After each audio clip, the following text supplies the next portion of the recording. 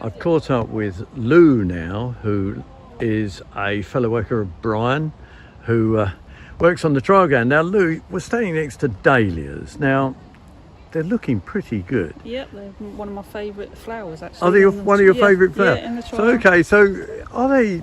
I always think they're pretty easy to grow. You buy a tuber, stuff it in the ground, it grows. Is it that simple? It is quite that simple. It is really. Yeah, protect them from wind or anything, so you don't want your tuber rocking around.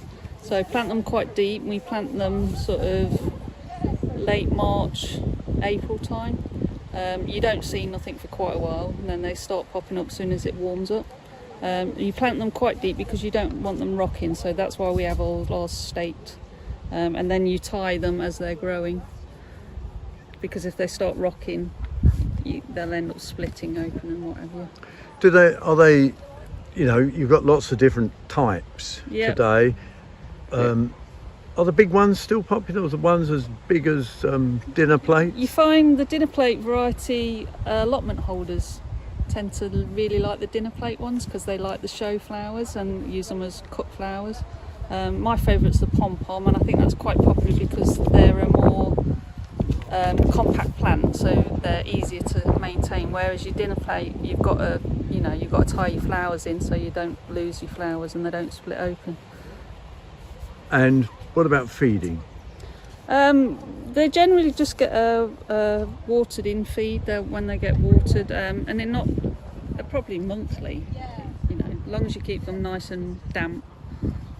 We only feed them monthly. We do put a feed in when we plant them. There's a slow release fertiliser, granule fertiliser that we use, but that leaches out after a month. So then just feed them monthly.